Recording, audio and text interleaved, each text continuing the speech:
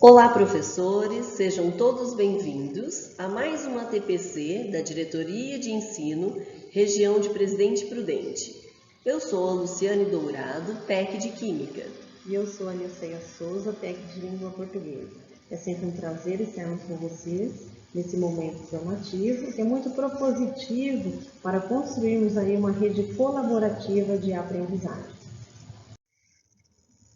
A nossa temática de hoje vai ser a gestão da sala de aula, onde o objetivo geral é promover a formação continuada dos professores sobre gestão da sala de aula, de modo a compreendê-la como parte fundamental do processo educativo.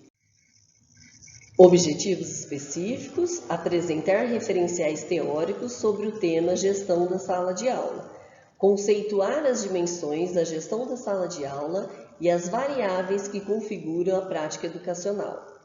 Autoavaliar a prática pedagógica a fim de identificar aspectos que demandam atenção com relação à gestão da sala de aula. Traremos para vocês hoje 2 referenciais teóricos. O primeiro, professor Celso dos Santos Vasconcelos, doutor em Educação pela USP, pedagogo, filósofo, pesquisador e escritor. Nosso segundo referencial teórico é Antony Zabala, que é uma referência internacional em pedagogia e educação e um dos mais importantes pesquisadores e divulgadores dos fundamentos do construtivismo escolar. Faremos agora algumas reflexões sobre a prática pedagógica individual de cada um. O que fazer para gerir os desafios em sala de aula? Professor, pense um pouquinho. Como atingir os objetivos pedagógicos e como desenvolver sua atividade docente? Conceito: gestão da sala de aula são todas as ações realizadas pelo professor para promover um ambiente de aprendizagem efetivo, em que todos os estudantes se sintam seguros e estimulados a aprender. A gestão é um trabalho diário em que o professor está sempre percebendo e controlando a temperatura da sala de aula, identificando os problemas e traçando planos de ação para solucioná-los. Então, dando continuidade, nós vamos falar um pouquinho do desafio da qualidade da educação, gestão da sala de aula, de acordo com o autor Celso Vasconcelos.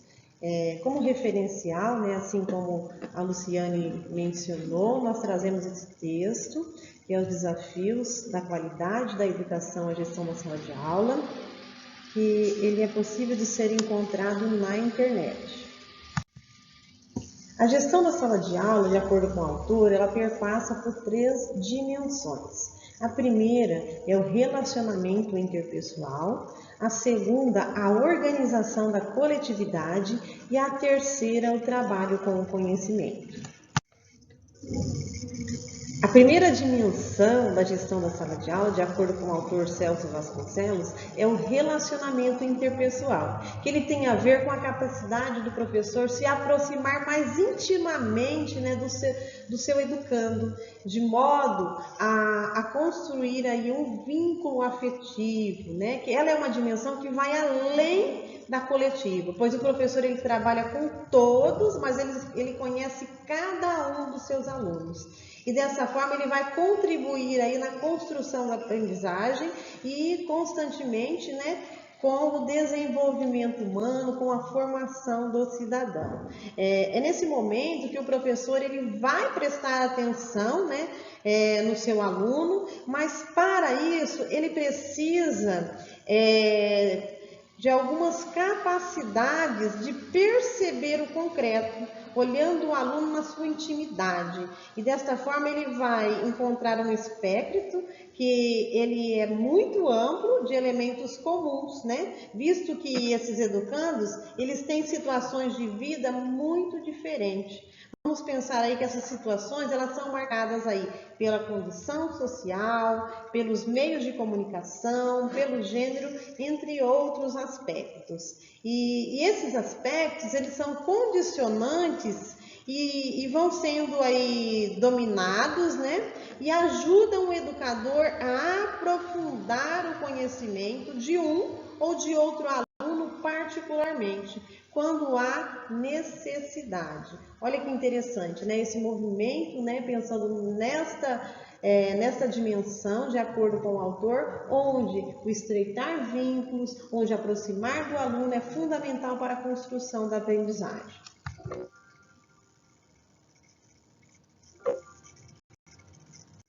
A segunda dimensão da gestão da sala de aula é a organização da coletividade. Nós chamamos, de um clima de trabalho ou disciplina. Essa é uma dimensão também decisiva, porque se não há um clima de participação, de interação, de respeito e de comunicação em sala de aula, não há uma apropriação do conhecimento. Então, o enriquecimento de experiências pedagógicas a partir daquilo que a escola está oferecendo é fundamental. Haja visto que esta dimensão, ela é muito importante, uma vez que essa organização ela vai contribuir aí para a participação, para o estudante aí ele opinar em alguns momentos, pensar aí no respeito mútuo, onde nós temos aí as competências socioemocionais, o saber ouvir, o saber falar, que é muito importante aí na construção do cidadão. A terceira dimensão, é o trabalho com o conhecimento. É um dos aspectos mais clássicos, mais socialmente esperados da escola, pois trata-se de uma apropriação da herança cultural e também da construção crítica, criativa, significativa e duradoura do conhecimento. Então, é um dos aspectos centrais da educação escolar. E também, nos dá uma maior visibilidade, do que está acontecendo, do que está sendo construído a partir do processo aí de ensino-aprendizagem. Haja visto que a escola é uma instituição que permite, entre outras coisas, a interação dos novos sujeitos com o conhecimento acumulado da humanidade, de forma organizada e sistematizada. O segundo referencial trazido para esta formação é a partir do livro Como Aprender e Ensinar Competências, do Antony Sabala e Laia Arnal.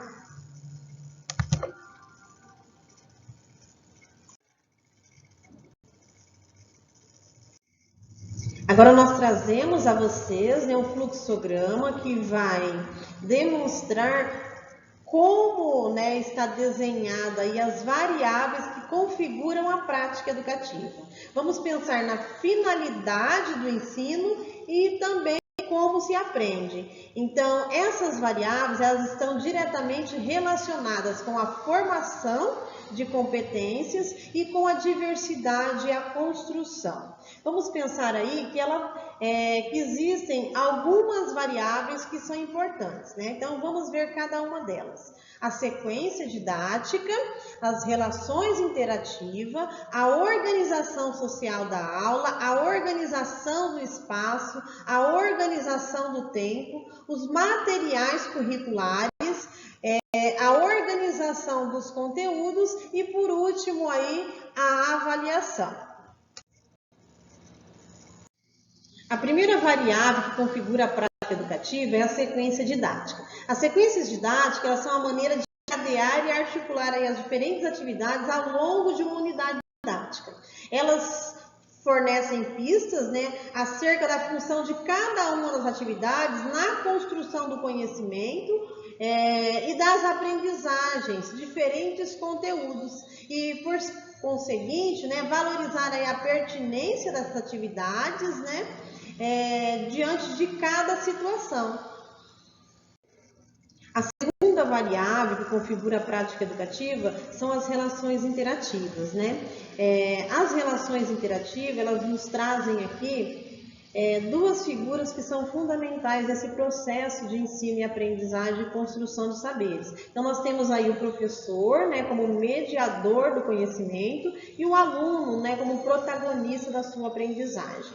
Então, os resultados vão afetar o nível de comunicação e os vínculos afetivos que são estabelecidos, os quais vão dar lugar a um determinado clima de convivência.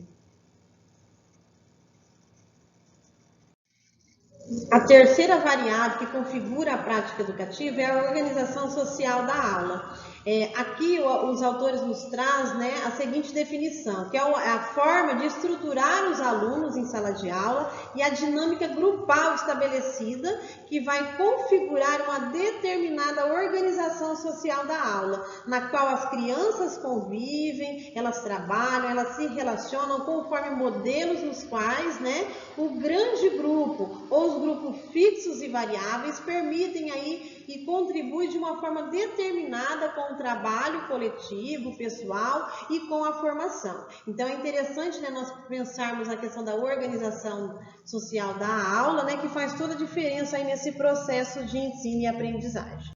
A quarta variável, né, que configura a prática educativa, né, é a organização do espaço. Aqui contempla as características da distribuição física da sala de aula e também a necessidade de utilizar outras áreas. Vamos pensar aí no contexto, né, da escola. Então, na escola nós temos aí a sala de aula, a sala de informática, o pátio, a quadra, que são espaços possíveis, né, para serem utilizados em prol da aprendizagem dos alunos, a depender, né, da intencionalidade, a depender do planejamento. Então, para muitas das atividades de construção dos conteúdos conceituais, e especialmente aí no trabalho de exercitação, será imprescindível uma distribuição do espaço que se adapte às características correspondentes da dinâmica grupal. Sejam pequenos grupos, né, homogêneos, ou até mesmo os grupos heterogêneos. Haja visto aí que nós temos aí em sala de aula, né, os diferentes saberes, onde cada estudante aprende de uma forma. A quinta variável que configura a prática educativa é a organização do tempo. Vamos pensar no uso flexível ou mesmo rígido dos horários que vão configurar e condicionar o processo de ensino-aprendizagem.